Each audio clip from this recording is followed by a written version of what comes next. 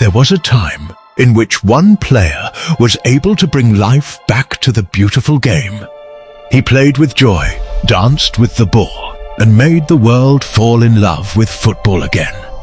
He was the smile of the game, but behind that smile was a story of loss, pressure, fame, and a fall from grace. This is the rise, the fall, and the redemption of Ronaldinho.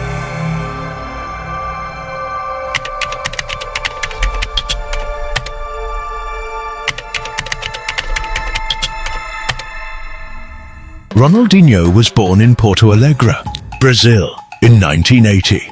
At just 8 years old, he lost his father, a tragic moment that would shape him forever. But in the silence that followed, he found something louder than pain. The sound of a ball at his feet. From the very beginning, he was different. He learned the game on the streets, in futsal courts, dancing past older boys like they weren't even there.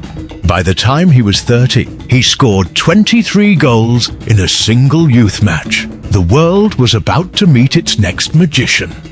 He joined Grêmio, where he lit up Brazilian football. Then came Paris Saint-Germain. His first taste of European football.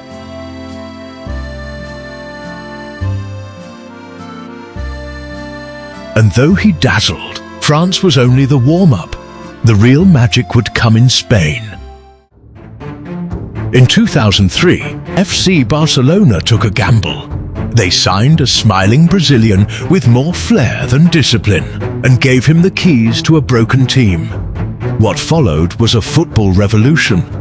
Ronaldinho didn't just score goals. He painted, he performed. Step-overs, no-look passes, elastico moves that bent physics. He brought the streets to the stadium. He won the FIFA World Player of the Year twice. He won La Liga. He won the Champions League. And in 2005, the impossible happened. Real Madrid's fans gave a Barcelona player a standing ovation at the Santiago Bernabeu. Ronaldinho had become more than a footballer. He was a global icon, a magician, a symbol of pure joy.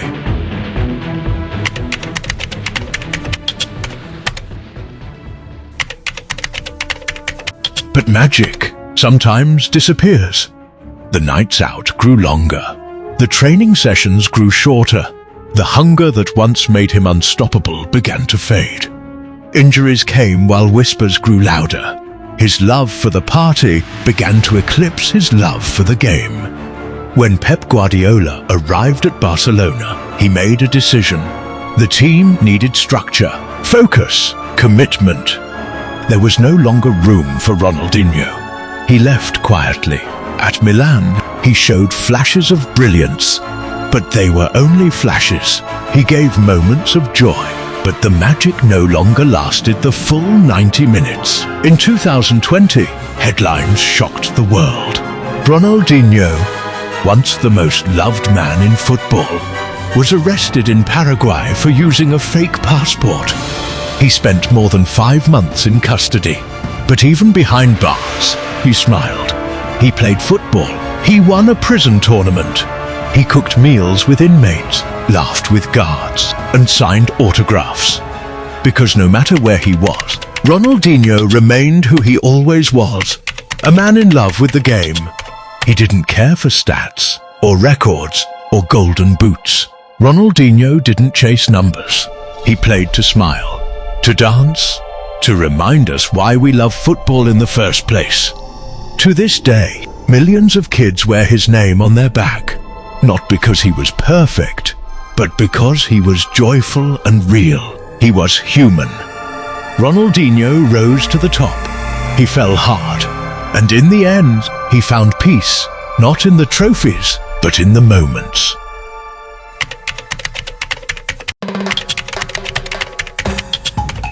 When he put on that jersey, the gold that glowed under stadium lights, he wasn't just another footballer. He was a boy from Porto Alegre, carrying a ball, a dream, and the rhythm of a nation inside him. That smile, it wasn't confidence, it was gratitude. Because every time he played for Brazil, it felt like he was saying, "I made it." He was just a teenager when the phone rang. A call from the national team, from the dream. Ronaldinho could barely believe it. The boy who learned to play barefoot was now stepping into a team of giants. Ronaldo, Rivaldo, Cafu, Roberto Carlos. But he didn't hide in their shadows. He brought his own light. The World Cup dream. By 2002, Ronaldinho was no longer the kid. He was the spark. Brazil was searching for its soul again. And with Ronaldo and Rivaldo beside him, the trio set the world alight. He didn't just play.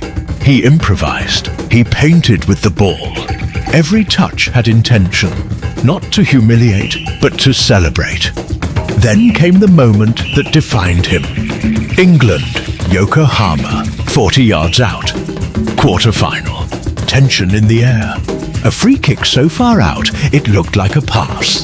But Ronaldinho saw something no one else did. A smirk, a step back, and then magic. The ball soared, curved, dipped, and floated over David Seaman into the net. For a heartbeat, the world froze. Then, chaos. Ronaldinho ran, arms wide, joy exploding across his face. That wasn't luck. That was vision. That was Ronaldinho, turning a free kick into folklore.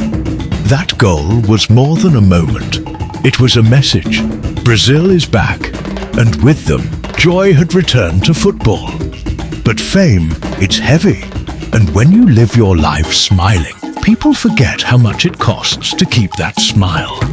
After the World Cup, Ronaldinho became the face of football. Posters, commercials, cameras. The world wanted a piece of him. 2006, Germany. The world waited for the grand show. Ronaldinho's World Cup. But the magic didn't come. The rhythm was gone. The smile turned tired. Brazil fell to France. And when the final whistle blew, Ronaldinho walked off the pitch with his head down. The boy who brought joy to millions suddenly couldn't find his own.